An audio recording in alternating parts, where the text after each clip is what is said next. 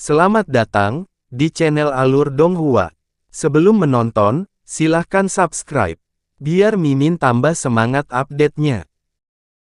Beberapa hari kemudian, di taman rumah gua di lereng Gunung Puncak Cuyun, seorang gadis cantik dengan kulit seputih salju perlahan berjalan di belakang seorang wanita jangkung cantik berjubah putih. Mereka tidak lain adalah Yu Menghan dan Gu Yunyu. Sekarang aku memikirkan tentang apa yang kamu katakan sebelumnya, asal-usul Penatua Han ini benar-benar sebuah misteri. Sepanjang jalan, saya telah membuat prediksi terbesar setelah mengamati perilaku dan kata-katanya, tetapi saya masih meremehkannya. Gu Yunyu berkata dengan senyum masam. Saya tidak tahu kapan saya bisa mencapai levelnya. Yu Menghan menghela nafas dengan lemah, dan ada sedikit kerinduan di matanya. Jalan keabadian sangat luas, mencari jalan keabadian dalam hidup seseorang yang terbatas adalah tindakan yang menantang surga. Tidak hanya tergantung pada bakat seseorang, tetapi juga tergantung pada keberuntungan seseorang. Inilah sebabnya mengapa banyak orang mungkin tidak dapat mencapai tahap pendirian yayasan dalam hidup mereka, apalagi tahap formasi inti. Saya telah berkultivasi selama lebih dari 500 tahun, dan saya telah berada di tahap jiwa baru lahir selama lebih dari 100 tahun. Mungkin ada secerca harapan bagi saya untuk mencapai tahap transformasi dewa di masa depan, tetapi sangat tidak mungkin bagi saya untuk mencapai tahap integrasi tubuh. Adapun tahap Grand Ascension yang hanya selangkah lagi dari jalan keabadian, saya bahkan tidak berani memikirkannya. Gu Yunyu berhenti dan melihat ke langit. Mendengar ini, pikiran Yu Menghan sedikit bersemangat, dan sedikit kesedihan muncul di matanya. Wanita cantik itu kembali menatap gadis berpakaian istana dan menggelengkan kepalanya sambil tersenyum. Tuan dibatasi oleh bakatnya. Jika tidak ada kesempatan khusus, kemungkinan besar prestasinya akan demikian. Menghan, di sisi lain, Anda memiliki tubuh roh dan kemampuan pemahaman yang sangat tinggi. Hanya dalam 2 tahun, Anda telah mencapai tahap pendirian yayasan. Jika tidak ada kecelakaan, prestasi masa depan Anda pasti akan lebih tinggi dari saya. Bukan tidak mungkin kamu bisa mencapai tahap tempering spasial. Berkat pengajaran guru yang cermat dan banyak pil berharga, Menghan sangat berterima kasih. Yu Menghan berkata dengan tulus.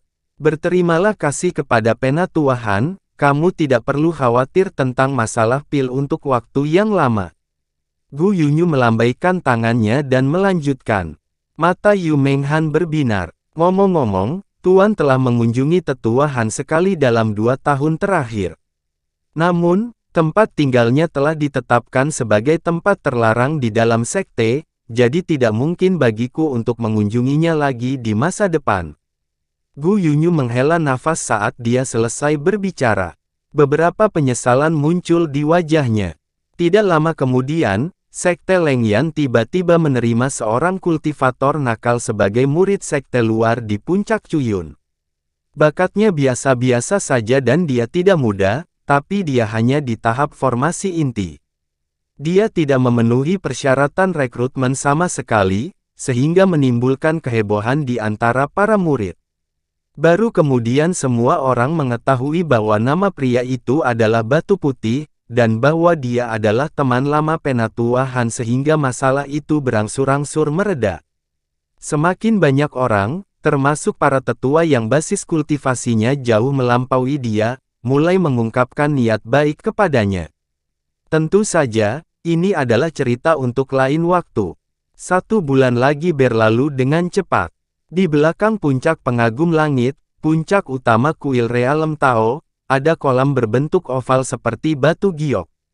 Energi spiritual di kolam itu kaya, dan lapisan kabut putih tebal melayang di permukaan air. Dari waktu ke waktu, ikan mas gemuk emas melompat keluar dari air. Di bebatuan dan rerumputan di samping kolam, ada lebih dari selusin burung bangau bermahkota merah yang sedang bermain satu sama lain, mematuk rerumputan roh yang berserakan di tanah. Mereka akan mengangkat kepala dan berkicau beberapa kali dari waktu ke waktu. Cahaya ungu tiba-tiba melintas dari langit dan mendarat di samping kolam. Cahaya memudar, memperlihatkan seorang pria jangkung mengenakan mahkota emas dan jubah ungu dengan pola emas. Dia tampak seperti berusia 40-an. Dia memiliki 3 helai janggut hitam panjang di wajahnya, yang membuatnya tampak abadi. Begitu dia mendarat, dia melihat burung bangau di sampingnya, lalu dia mengalihkan pandangannya ke sisi lain kolam, ke dinding batu hijau dan hitam yang ditutupi lumut. Dia membalik tangannya di lengan bajunya, dan jimat transmisi suara keluar dari lengan bajunya dengan "wush" terbang ke dinding batu dan menghilang. Setelah beberapa saat, tirai cahaya keemasan pucat muncul di dinding batu, memperlihatkan lubang setinggi manusia. Taois berjubah ungu itu tidak ragu-ragu, dan sosoknya melintas dan terbang ke dalam lubang. Di dalam tembok batu itu, terdapat ruangan batu yang sangat luas. Ada 3 tingkat platform tinggi di tengah ruangan, dan setiap tingkat diukir dengan pola misterius. Ada juga cahaya kuning aneh yang diletakkan padat di atas platform, membentuk formasi aneh, dari mana gelombang kekuatan spiritual yang luar biasa dipancarkan. Di tengah platform tinggi, seorang pria gemuk mengenakan jubah emas dengan dada terbuka duduk di atas futon. Dari jauh, dia tampak seperti gunungan kecil. Grand Elder, hari ini, Sekte Lengyan mengirim pesan, mengatakan bahwa Elder Han ingin menggunakan Condensing Star Stage di kuil kita untuk kultivasi, dan dia menjanjikan hadiah yang besar. Haruskah kita? Taois berjubah ungu itu membungkuk ke segunung daging, dan berkata dengan hormat. Lemak di wajah pria berjubah emas itu bergetar, dan dia tidak menjawab. Sebaliknya, dia berkata perlahan, saya meminta Anda mengatur untuk menyelidiki identitas orang ini, bagaimana kabarnya? Suaranya sangat keras, dan bergema di ruang batu. Kami hanya tahu bahwa orang ini tiba-tiba muncul di Toyokuni 2 tahun lalu, dan kemudian dia memasuki Sekte Lengyan dan menjadi sesepuh luar. Namun, dia cukup rendah hati selama periode itu, dan tidak ada yang aneh tentang dia. Sepertinya, mata-mata kami di Sekte Lengyan tidak tahu tentang orang ini sampai setelah insiden di Sekte Tengui, jawab Taois berjubah ungu itu. Lupakan saja. Jika aku adalah Sima Jingming, rubah tua itu, aku pasti akan memblokir informasi tentang orang ini. Bagaimana situasi di Sekte Tengui baru-baru ini? Pria berjubah emas itu bertanya lagi.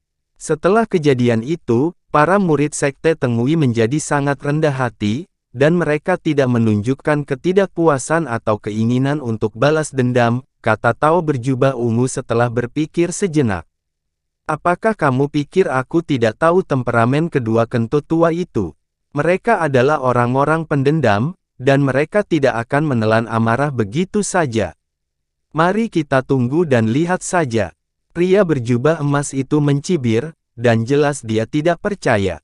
Lalu tentang meminjam Condensing Star Stage, Taois berjubah ungu itu bertanya dengan ragu.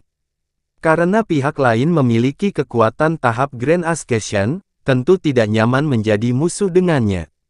Untuk saat ini, mari kita setujui, kata pria berjubah emas itu setelah hening sejenak. Taois berjubah ungu itu mengerutkan kening, dan setelah beberapa saat ragu, dia berkata, aku tidak akan menyembunyikannya dari tetua pertama, beberapa tetua agung di kuil agak khawatir tentang hal ini. Mereka takut setelah orang ini memasuki platform kondensasi bintang untuk berkultivasi, kekuatannya akan naik 1 tingkat lagi. Pada saat itu, kuil realem kami akan ditekan oleh Sekte Api Dingin.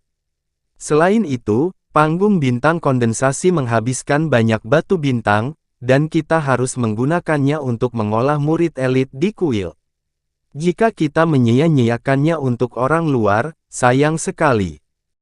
Sungguh lelucon. Bagaimana bisa begitu mudah untuk meningkatkan kekuatan seseorang setelah mencapai tahap Grand Ascension?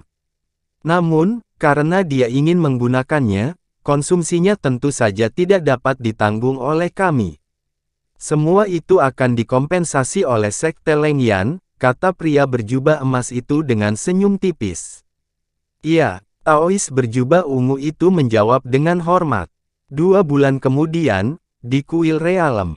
Di tengah puncak, ada puncak raksasa yang menjulang tinggi yang menjulang ke awan, jauh melampaui puncak sekitarnya. Di atas puncak, ada batu-batu besar yang ditumpuk satu demi satu, diisi dengan spirit ki, tetapi tidak terlalu banyak tumbuhan yang menutupinya. Di tengahnya, ada platform setinggi 9 lantai berbentuk menara bundar. Seluruh tubuhnya putih berkilau. Di sekitar peron tinggi, ada seorang lelaki tua berjubah coklat dengan mata tertutup, duduk bersila. Menjelang senja, sisa cahaya matahari terbenam menyinari, langsung menyinari bebatuan di puncak gunung, memancarkan cahaya oranye lembut, terpantul pada platform tinggi batu giok putih, membiaskan cahaya aneh yang memikat hati orang-orang. Pada saat ini, di langit yang jauh, tiba-tiba, 2 lampu pelangi berlari bersama dan mendarat di bawah platform tinggi batu giok putih, memperlihatkan 2 sosok, 1 gemuk dan 1 kurus. Orang tua berjubah coklat yang awalnya duduk di sekitar platform tinggi bangkit satu demi satu, datang ke sisi keduanya, dan membungkuk dengan hormat kepada pria gemuk berjubah emas itu, berkata serempak, "Kami memberi hormat kepada Tetua Agung." Dengan mengatakan itu, pandangan mereka sedikit bergeser, melihat ke atas dan ke bawah pada pemuda yang tidak dikenal di samping pria berjubah emas itu. Orang ini tinggi dan berpenampilan biasa. Secara alami, dia adalah Han Li, yang datang untuk meminjam platform kondensasi bintang. Pria berjubah emas melambaikan tangannya, tidak mengatakan apa-apa. Keempatnya segera mengerti, dan tanpa sepatah kata pun, mereka mundur, kembali ke posisi semula. Suara pria berjubah emas itu nyaring, dan dia berkata sambil tersenyum, "Rekan Han, mereka berempat adalah penjaga platform kondensasi bintang. Meskipun hanya ada 1 kultivator integrasi tubuh dan 3 lainnya adalah kultivator tempering spasial, mereka telah bekerja sama satu sama lain selama bertahun-tahun, dan hati mereka terhubung. Dengan mereka melindungimu, tidak akan ada bahaya."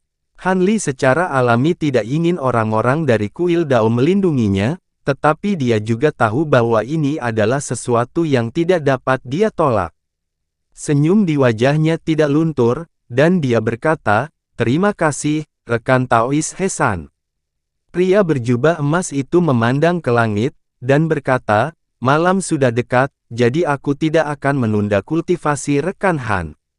Jika Anda membutuhkan yang lain, jangan ragu untuk bertanya kepada orang-orang itu," kata pria berjubah emas itu sambil menatap langit. Dengan mengatakan itu, dia menangkupkan tangannya ke arah Han Li, dan berubah menjadi seberkas cahaya, menghilang tanpa jejak dalam sekejap mata. Setelah melihatnya pergi, Han Li melihat sekeliling, dan berbalik ke tangga platform kondensasi bintang, tetapi dia tidak terburu-buru untuk menaikinya. Orang-orang di sekitar peron sudah dengan cepat membentuk segel tangan, dan nyanyian terdengar dari mulutnya. Kemudian, rune misterius menyala di bawah mereka berempat, dan penghalang cahaya keemasan yang menutupi seluruh platform kondensasi bintang muncul begitu saja. Pada saat yang sama, sebuah pintu masuk sempit setinggi seseorang muncul di depan Han Li. Cahaya biru melintas di matanya, dan dia menemukan bahwa meskipun fluktuasi kekuatan spiritual di penghalang cahaya tidak lemah, itu hanya formasi mantra pertahanan. Dia mengambil langkah besar ke depan, dan berjalan masuk.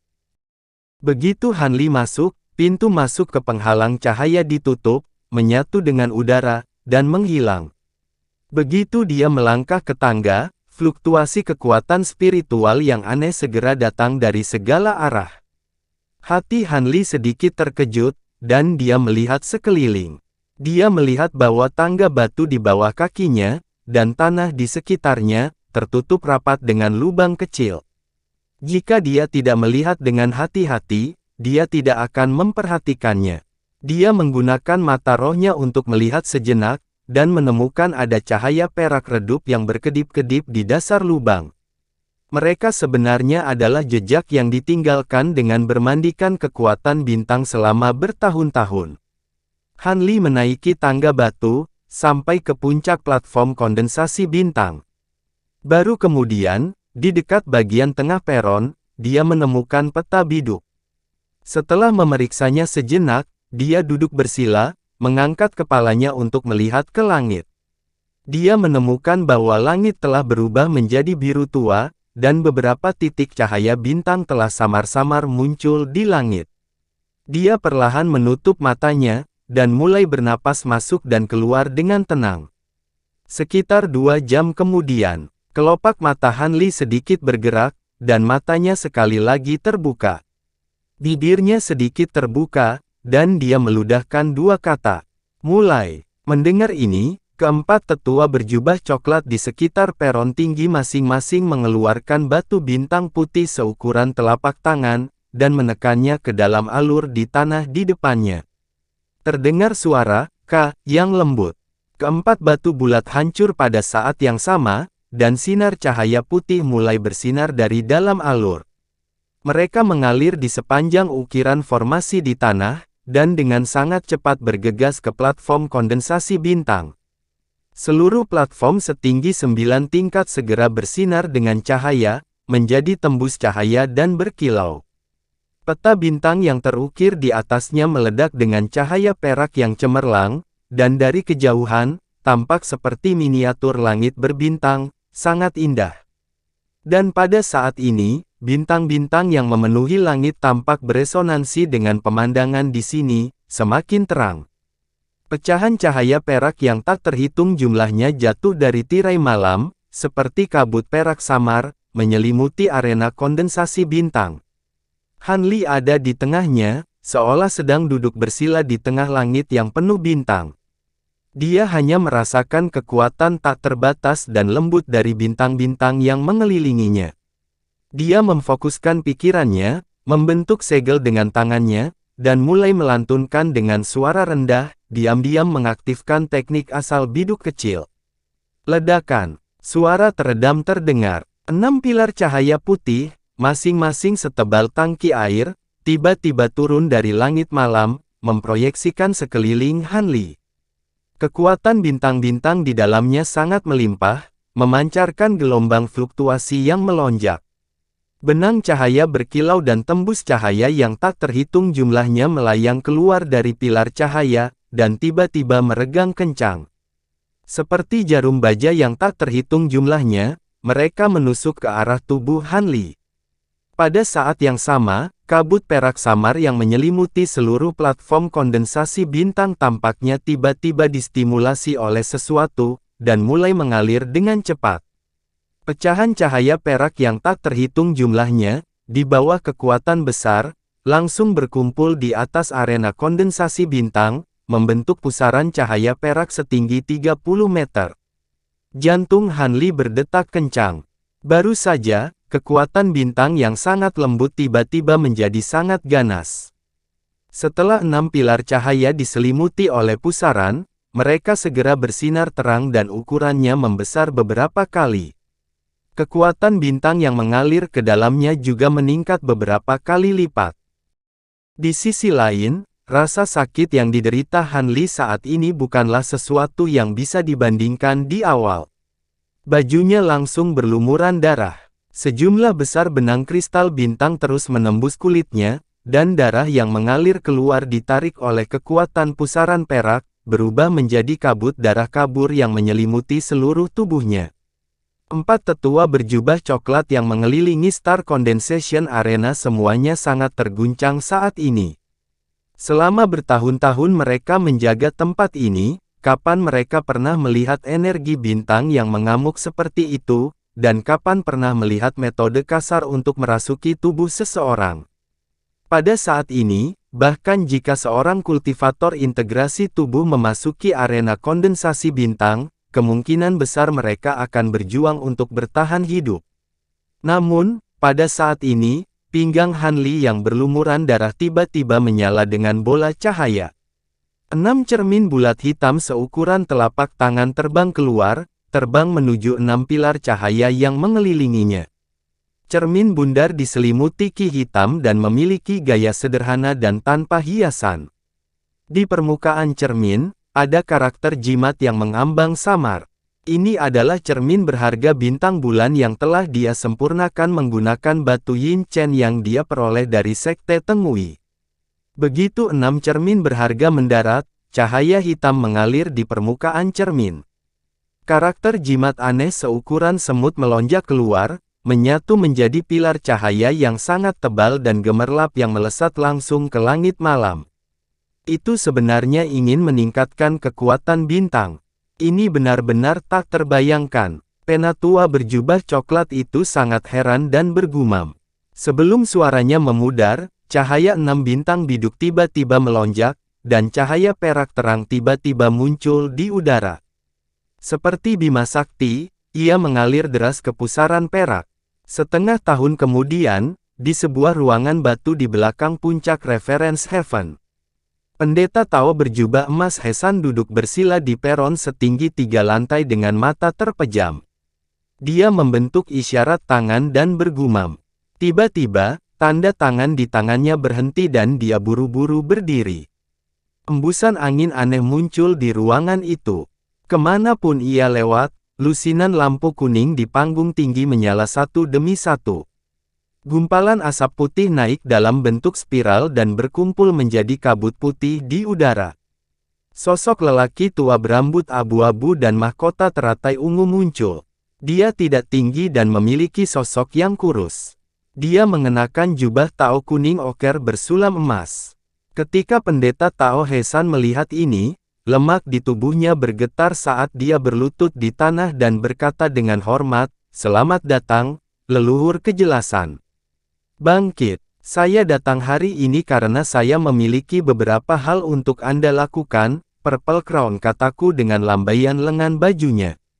"Tolong beritahu saya, leluhur." Pendeta Tao Hesan berdiri dengan tangan terkatup. "Kualitas Fast Origin Stone yang kamu tawarkan terakhir kali tidak buruk. Kamu perlu mengumpulkan batch lain dalam waktu 10 tahun, pesan Purple Crown. "Iya, ini adalah seni misterius transferensi bintang Orion yang saya buat saat itu. Sekarang keadaan pikiran saya berbeda, saya telah membuat beberapa perbaikan pada seni. Ambil dan letakkan di paviliun kitab suci." Bibir Purple Crown terus membuka dan menutup saat dia memberikan beberapa perintah penting. Pendeta Tao Hesan menyetujui masing-masing dari mereka tanpa ragu-ragu. "Juga, ada hal penting lain yang perlu kamu lakukan dengan hati-hati." Ketika Pendeta Tao Hesan mendengar ini, dia menatap dengan ekspresi serius dan diam-diam menunggu perintah selanjutnya. Yang terakhir melambaikan lengan bajunya dan layar cahaya segera bergetar. Daun emas sepanjang 1 kaki melewati layar cahaya dan melayang di depannya. "Kalau ada kabar tentang orang ini, segera laporkan kembali," kata Purple Crown dengan nada tegas. Pendeta Tao Hesan menerima daun emas dengan kedua tangan dan melihatnya dengan penuh perhatian. Jejak kejutan melintas di matanya. Daun emas itu memiliki gambar pemuda yang tergambar di atasnya. Penampilannya seperti Han Li. "Apa, ada yang salah?" Mahkota ungu aku bertanya. "Melapor ke leluhur, orang ini saat ini ada di kuil kita," jawab Taois Hesan dengan tergesa-gesa. "Apakah kamu yakin itu orang ini?" Ekspresi Purple Crown tidak berubah, tetapi kecepatan kata-katanya sedikit meningkat. Meski sosok orang dalam lukisan itu jauh lebih kurus, ekspresi dan penampilannya benar-benar sama. "Tidak ada kesalahan, itu dia," Taois Hesan berkata dengan pasti setelah hening sejenak. "Mengapa orang ini ada di kuil alamku?" Mahkota ungu aku mengangguk sedikit dan bertanya lagi. "Leluhur, tolong maafkan saya. Orang ini sebenarnya adalah Sekte Lengyan." Pendeta Tao Hesan pertama kali meminta maaf, lalu menjelaskan semua yang dia ketahui tentang Han Li secara detail. Setelah Purple Crown saya selesai mendengarkan, dia mengungkapkan ekspresi kontemplasi dan tidak berbicara untuk waktu yang lama. Dahi Tao Hesan sedikit berkeringat, tetapi dia tidak berani mengeluarkan suara dan hanya bisa menunggu dengan tenang. Orang ini memiliki latar belakang yang hebat, kemungkinan besar adalah makhluk abadi yang dibuang dari dunia abadi. Sekarang ada hadiah tinggi untuk kepalanya di dunia abadi. Jangan bertindak gegabah dan beritahu dia. Tunggu pengaturan tindak lanjut saya. Sebelum itu, apapun yang terjadi, Anda harus membuatnya tinggal di kuil realem saya, kata Purple Crown dengan ekspresi tegas. Mengerti, Pendeta Tao He San segera menjawab. Di laut tak dikenal di dunia abadi. Air laut di sini berwarna hitam pekat yang aneh, seperti tinta. Laut hitam tidak terbatas, ombaknya melonjak hebat, meluas hingga ujung pandangan seseorang. Di langit di atas laut hitam, hampir 100 puncak gunung hitam melayang, dan di atasnya berdiri menara segi 8 hitam besar. Meskipun menara ini tinggi dan pendek, yang tertinggi 10.000 kaki dan yang terpendek hanya 1.000 kaki, semuanya terlihat persis sama. Di sebuah aula di puncak menara hitam kecil, seseorang mengenakan mahkota ungu, saya duduk bersila di depan altar persegi. Itu adalah guru spiritual cahaya jernih. Formasi putih melayang di atas altar, memancarkan cahaya putih terang. Formasi putih segera berhenti beroperasi, dan cahaya putih dengan cepat meredup. Kemudian, dia melihat ke depan tanpa bergerak, tetapi matanya terus berkedip, seolah dia ragu tentang sesuatu. Setelah sekian lama, dia mengertakkan gigi, seolah-olah dia telah membuat keputusan. Dia membalik tangannya dan mengeluarkan manik kristal seukuran ibu jari. Itu berkilau dan tembus cahaya, dan dia melemparkannya ke depannya. Saat teknik memasuki manik, banyak rune kristal seukuran nyamuk segera muncul di permukaan manik. Mereka memadat menjadi formasi sepanjang 1 kaki yang berputar dengan lembut. Tidak ada ketidaksabaran di wajahku saat dia menunggu dengan tenang. Setelah 1/4 jam lagi, formasi tiba-tiba menyala, dan bayangan hitam pekat muncul di dalamnya. Itu adalah seorang pria berjubah hitam. Dia memiliki dahi yang lebar dan wajah yang lebar, tetapi tubuhnya seperti pohon mati. Kulitnya berwarna kuning lilin, dan dia tampak seperti sakit parah. Bonflamme Sandren, aku belum pernah melihatmu selama 1000 tahun. Kamu terlihat anggun seperti biasanya. Guru spiritual Clarity menangkupkan tinjunya, dan senyum hangat muncul di wajahnya. Jika Anda memiliki sesuatu untuk dikatakan, buatlah singkat. Bonflamme Sandren tidak memiliki ekspresi ramah, dan dia terlihat sedikit tidak sabar. Aku ingin tahu apakah kamu berada di kota air hitam sekarang? Taois tanpa uang ini memiliki peluang besar di sini. Dao Master Clarity menarik senyumnya dan berbicara dengan cara yang misterius. Beritahu aku tentang itu. Ekspresi Bonflamme Sandren tidak berubah, dan dia berkata dengan enteng. Saya percaya Anda telah menerima perintah buronan menara 10 arah, kan? Guru spiritual berkata perlahan. Apa maksudmu? Mungkinkah Anda memiliki berita tentang orang yang dicari? Bonflamme Sandren mengangkat alisnya sedikit. Itu benar. Orang itu saat ini berada di dunia roh Huan. Mata spiritual Master Clarity berkilat, dan dia mengatakan sesuatu yang mengejutkan. Apakah ini benar? Ekspresi Bonflamme Sandren sedikit berubah, dan dia memastikannya dengan hati-hati. Apakah itu benar atau tidak? Kamu hanya perlu menghubungi para murid di alam bawah, dan kamu akan segera mengetahuinya. Guru spiritual menyentuh dagunya, dan berkata sambil menggelengkan kepalanya, mendengarkanmu, mungkinkah kamu ingin? Mata Bonflamme Sandren sedikit menyala.